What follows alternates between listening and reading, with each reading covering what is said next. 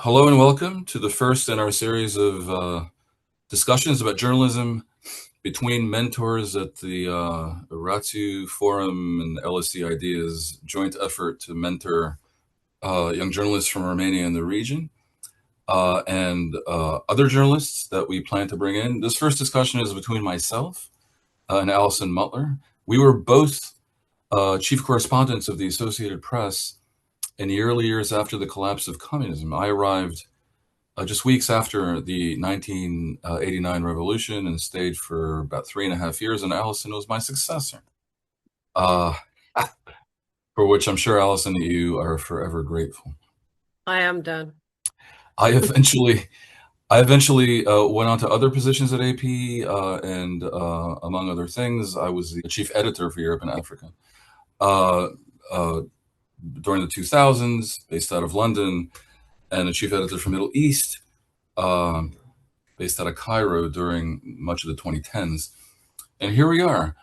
So much has changed in journalism in general because of the digital revolution since 1989, 1990. But in Romania in particular, it's been a compound change because in addition to the overall disruption in the industry, we've had a complete overhauling, not just of the system of government and of politics, but really, I think, of mindset. Um, since then, I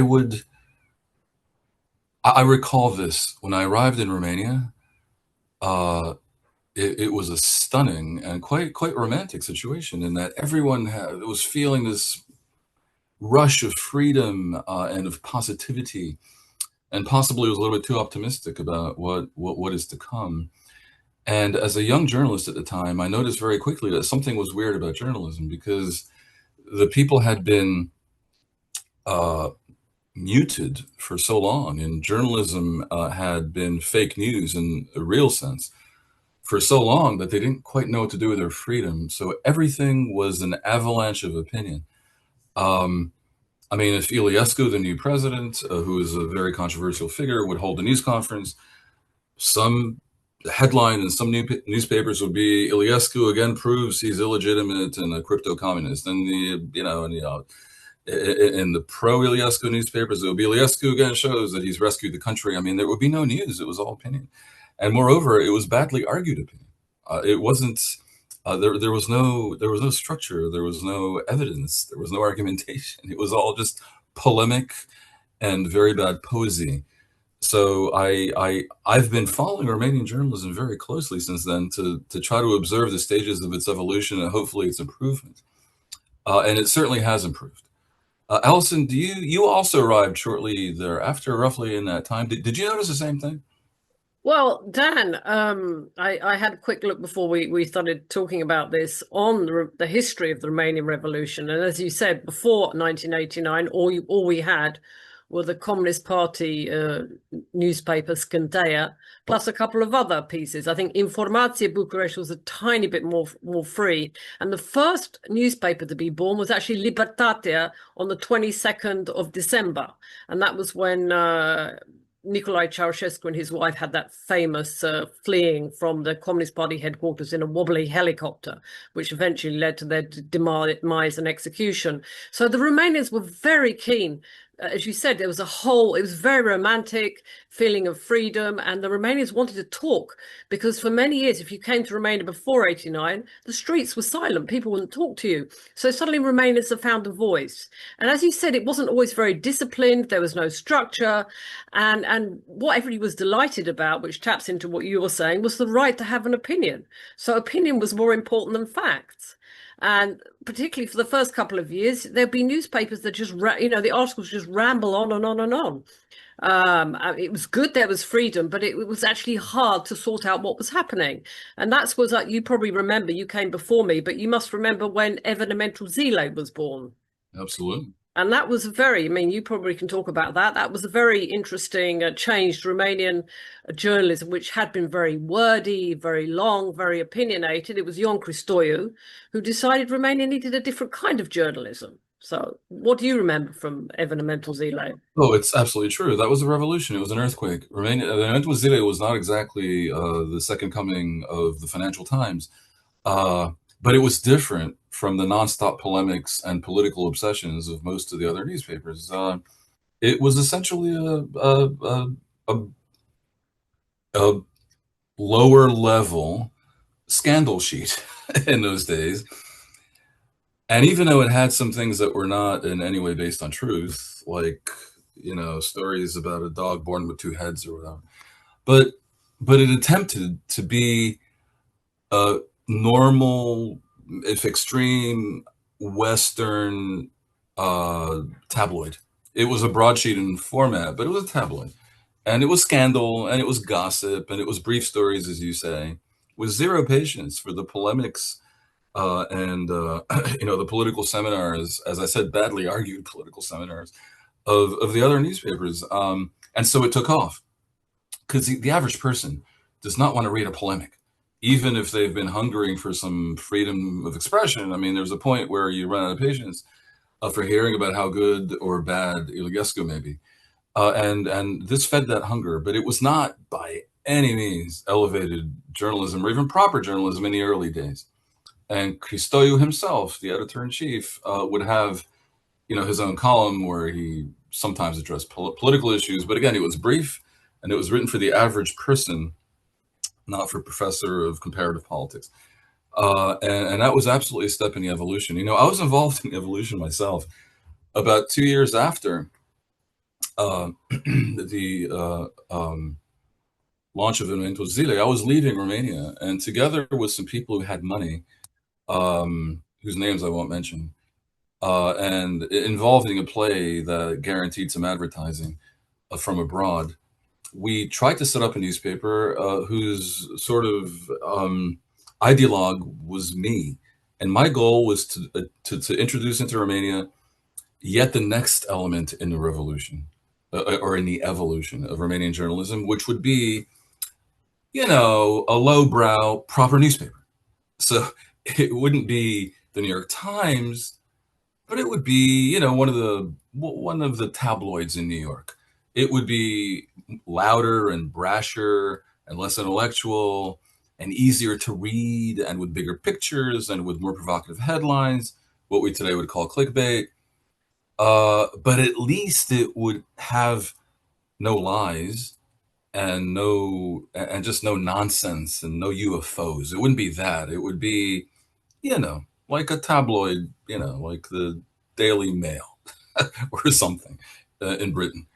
And we were able to. We went on for about a year until, for various business reasons, it folded. And when we initially published this paper called Ultimul Cuvânt, the last word, it was like number 2 in the market after Evenimentul Zilei because it did not aim too high, but also it was no longer quite as low. I thought that was a sweet spot, and I wasn't wrong about what the market wanted, but I did not foresee the attacks on this paper by other business ventures. For example, the paying off of of vendors in the street to not show it. I mean, it was a real mafia thing that happened there, which attaches to something else. Romania was a very corrupt society, and that corruption has since been attacked, and it's been assisted by the accession to the EU, of course. But I haven't lived in Romania now for over 30 years, and you have actually remained all that time. How do you view the evolution since then? So we had that situation, and we've had an attack on corruption and a continued evolution of journalism amid all the changes in the digital environment and everything else. TV has developed, multi-channel journalism, and with a lot of broadcast, a lot of a shift to broadcast, and the EU accession. How is that all? Where does that leave us today? Well, I don't know how much time we have, but I think we should, at this point, we could mention Cotidiano, which also tried to hit another spot. It was like a mid-range paper. It tried to be like the UK Independent. It was the first newspaper, I think, that bought a colour, which was which was very sophisticated at that time, and it printed on modern web as well. And I think Jon Ratiu is the father of the Ratiu Forum, and he ran for president. He was known as Mr. Bowtie because he was very debonair, and he was different to the sort of post-communist grey politicians, and he'd lived in a life of freedom, so he spoke very freely. I think some people were scared after all those 50 years of communism, but he himself was a journalist. As a young journalist, I went to the Free Romanian he ran in London to try and get information for a story on systemization. That was Ceausescu's plan to knock down rural houses and move people forcibly into sort of high rises in towns. So I remember going to him because it was one of the only sources of information. So I think it was important for him to have a good newspaper. So he brought this Cotidiano to Romania, and Iliescu, as you talked about, was very opposed to it and made lots of attacks on it. But it still does exist today, Cotidiano, a shadow of its former self, as most of the newspapers are. I mean, Evenimentul Zilei still exists, Libertate still exists, but they've totally, over time, they've morphed and changed and adapted to the times.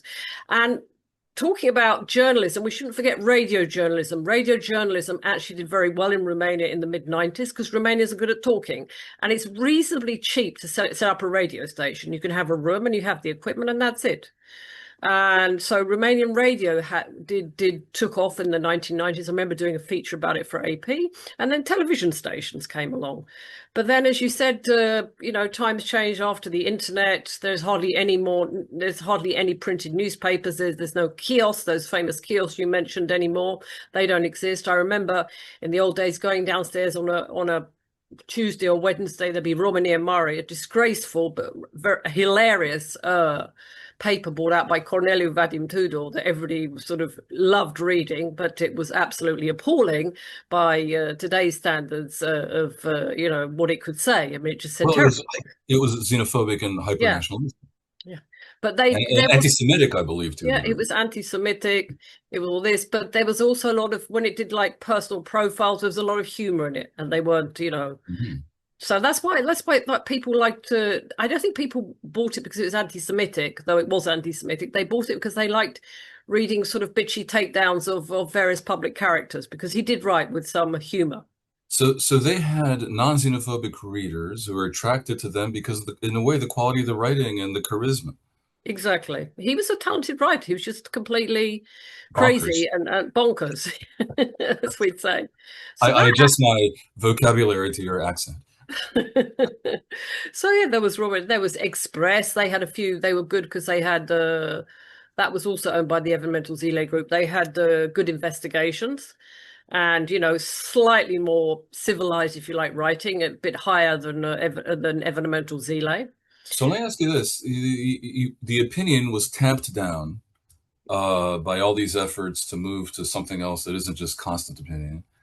Uh, to what degree did investigation, inquiry, reportage mature in Romania during those years, the 90s and the 2000s? Good question. I think investigative journalism always existed, but it wasn't necessarily of a great quality, because you have to have people checking the investigation as well. And the problem has always been, as you mentioned, corruption with the Romanian media, that someone was paid to do an investigation into somebody's rival. So it wasn't necessarily a journalistic enterprise. It was a like personal rivalry, or it was, a fight between two business people. So So, this but requires the public to be mature, right? Is there a lot of understanding of the news ecosystem in Romania? Has it developed? no, because like everywhere in the world, trust in the media has gone down. And well, the thing is, people say they don't trust the media. But for example, like last night, we had a horrible train crash in Spain. People immediately go to the legacy media. They go to the BBC. They go to, in Romania, to Hot News. So people say they don't trust the media. But when the government falls, when there's an accident, when Donald Trump makes a comment outrageous comment on Greenland, people will go to the sites they say they don't trust. So what people say and what they actually do are two different things. Well, there's a lot of paradox in this regard because it's not only that they say they don't trust it, but that's where they go when there's news. It's also that the people most inclined to say they don't trust the media because it's opinionated and it's yellow and whatever are the very same people who are the market for that type of journalism. So they consume it while disdaining it, creating a market for it. Um, a lot of lack of news literacy, and this happens all over the world. And I should think it also happens primarily in countries like Romania, maybe all over Eastern Europe, that just don't have a legacy of news literacy because there was no proper news. Yeah, there is a problem with media literacy, but there's also a problem with Romanians tend to believe conspiracy theories. Except for the conspiracies which are actually true, like the fact that the Russians interfered in the presidential election. So when they have a true conspiracy, they don't believe it. But they're very inclined to believe, oh, Diana, of course she didn't die in a car accident in the Paris tunnel because the driver was drunk. The Queen would never allow her to marry a Muslim, and therefore she was assassinated. That Well, can is, I just I tell read. you, I mean, the question of what causes a society to be more susceptible to conspiracy theories that are false, because, it's not, I'm not paranoid if people really are like chasing me. It is an open question. It has to do a lot with, I suppose, things that are particular to that society on a cultural level, but also if they don't have a history of an information marketplace that is credible. You see this all over the Arab world as well.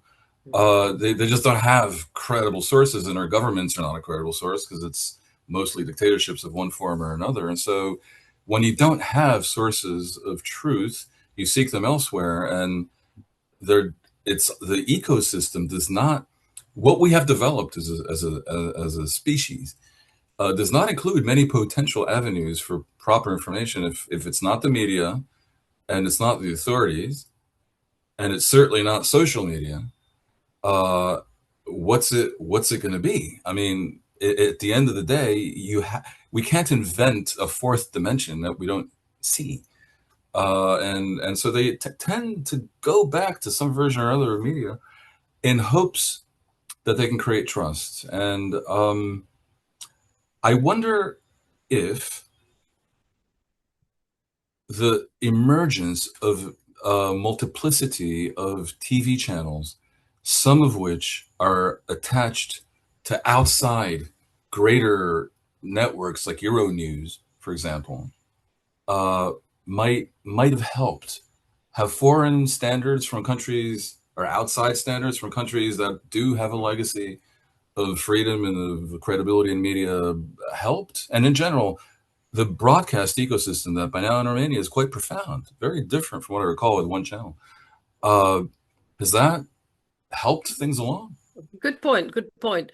I mean, Euronews, for example, we have a Euronews in Romania, and it is a serious channel. It gives you news. It gives you news presented and analyzed in a reasonable fashion, something that anybody who is, who believes in, a liberal democracy type media would watch.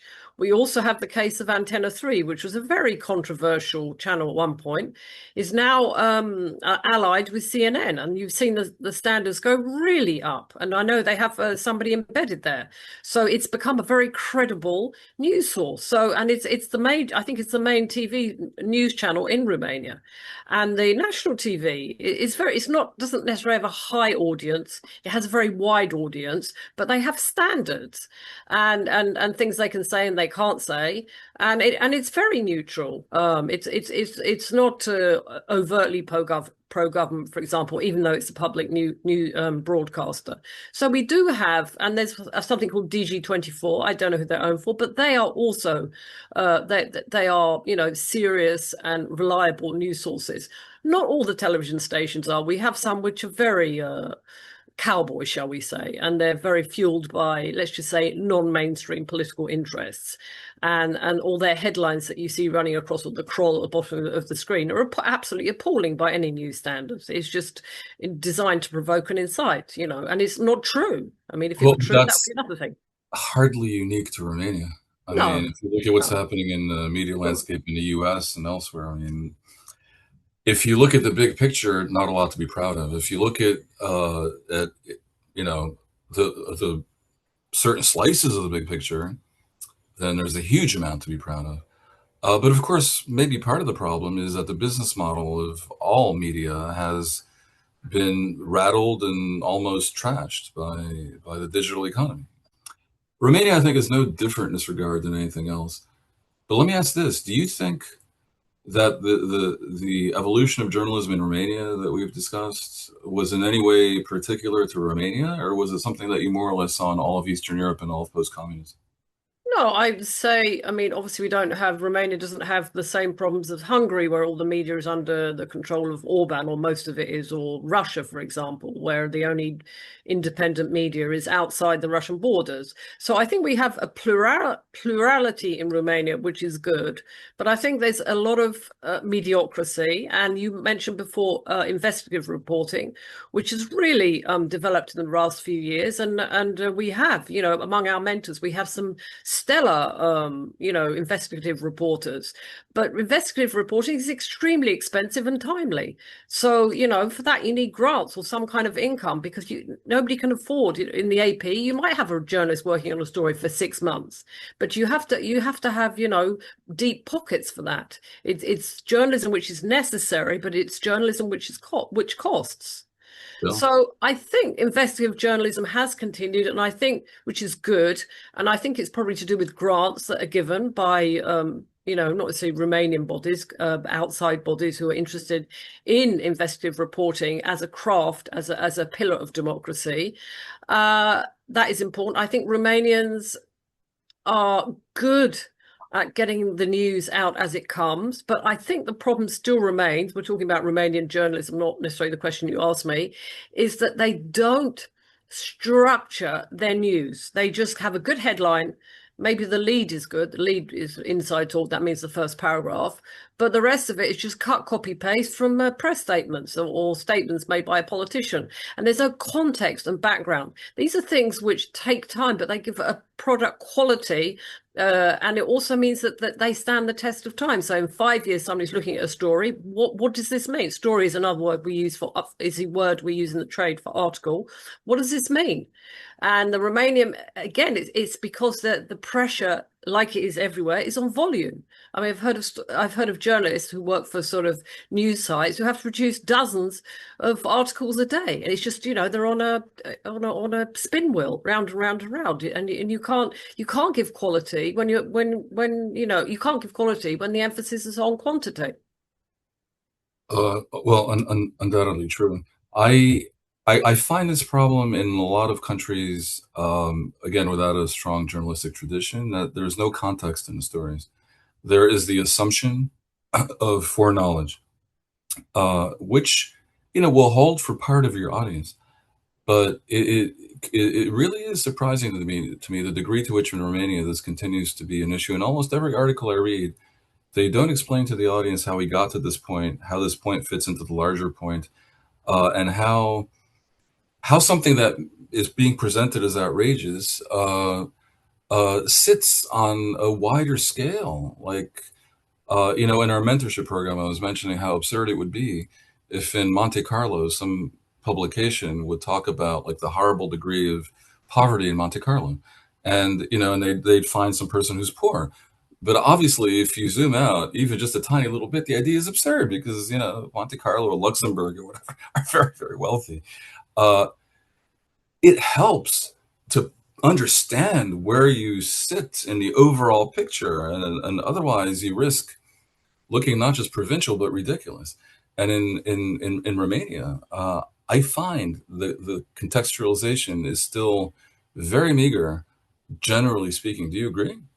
Absolutely, but I have noticed some improvements. I was doing an article the other day on the Supreme Court, the Constitutional Court, that they don't want to make a ruling on these very controversial special pensions. Basically, special pensions is you're a judge, you'll retire age 48 on 100% of your salary. And obviously, it costs the state a lot of money, and it's obviously pretty unfair. And pensions in Romania are pretty low. So the European Union has asked Romania to get rid of these special pensions, and so the government brought out a law which was passed by Parliament, but then who has to actually make a ruling on it is the Constitutional Court. So the turkeys are being asked to vote for Christmas. So of course, what are they doing? They're trying every single trick in the book not to pass this law. You know, like somebody said they've broken their leg, they can't come, so we don't have a quorum. So anyway, there was a story the other day. It was the fourth attempt, and again, it flopped. I mean, it's becoming absolutely ridiculous. but there was only one site I could find that actually explained the other three attempts where the court didn't have a quorum. And that's what you need. You can't just say it's the fourth attempt and then just give the story. You have to explain the other three, the timeline. But I think it was Hot News. I'm not giving a shout out, but Hot News did it. And Libertate is also I would always say processes the news and presents it to the readers and contextualizes it. Not perfectly, but much better. And so I'm writing in English, so I need to know, I'll need to know the background. I've been trained by the AP. I need to know some context. So I have to find that from a Romanian site. And it is quite hard, but there are some exceptions and there are some improvements, which is good. What do you see in the years ahead? Is there a convergence happening? Like you mentioned, there's almost no print newspapers anymore. Many of them I know have become websites, obviously. Have the websites maintained whatever the tradition was of the original newspaper? Or are they different? Are they using a lot of video? Is TV and print all going to converge and online? Well, as you said, I was talking to a former colleague at AP, and I said, you can't possibly publish a story without a photo. Nowadays, visuals are very important. Even if you're writing a 150, 200-word story, you need to have a picture with it. So we all rely on these picture libraries. So I think for sure, it will become much more interactive. There will always, you can go onto Facebook, you can embed videos, you can embed, and that raises the quality of your product, of your article, that you have photos, you maybe have a gallery of photos, and you have some video to go with it. It makes the piece look nicer, and then you just don't have a huge chunk of text. You know from yourself, from Ask Questions Later, your Substack, that having like some video there, having a photo, you have your questionnaire, it breaks it up and it makes it, part of journalism is entertaining, engaging people.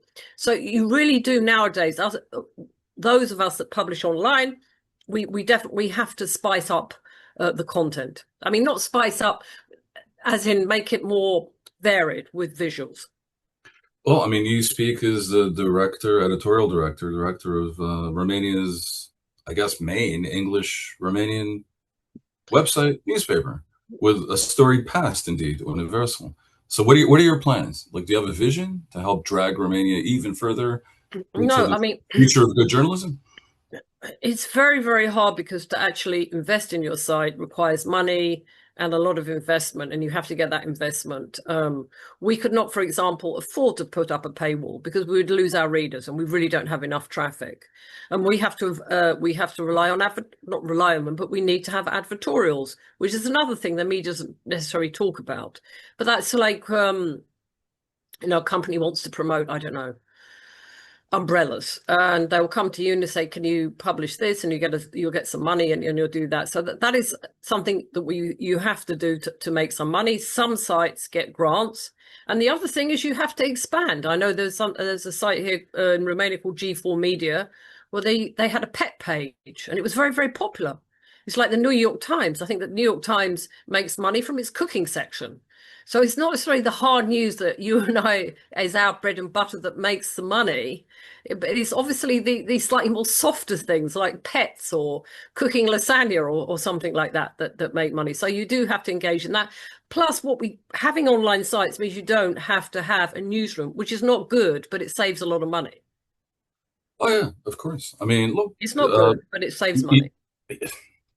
I suppose what would be good would be some kind of optimum where you do have a newsroom where people can meet, but they don't all have to be physically proximate. I mean, the fact that we now have a virtual reality, like a real reality that is virtual in the sense that we speak to each other digitally, is a great improvement. You can have clients in a different city. You can have journalists speaking to each other who cannot possibly be in the same place,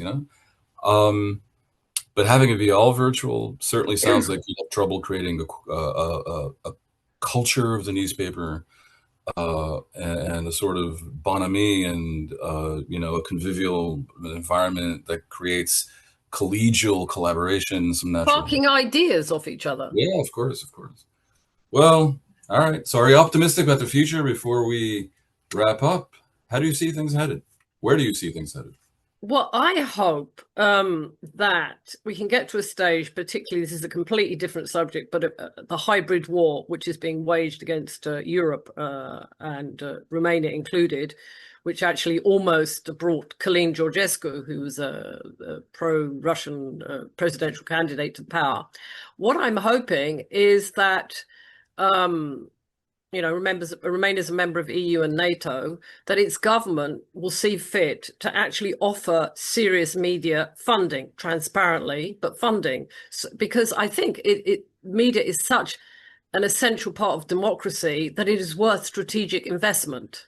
And you just can't rely on sort of just tabloids or, owners who may have political interests. I think there should be some kind of transparent funding by the government. Obviously applicable, depending on the audience, et cetera, et cetera. And that might sound 20 years ago, 15, 10 years ago, it sounded outrageous. But we had an election in which, because of interference from an outside partner, we'd have had a president elected through TikTok. Well, elected because of Russian machinations on TikTok. Yeah. Who might have dragged Romania out of the EU or out of NATO. But this was a great conversation. I want to thank you. Thanks, Ben. And I think that sort of wraps this one up. We'll be back with another edition of Ratiu Forum Media Talks.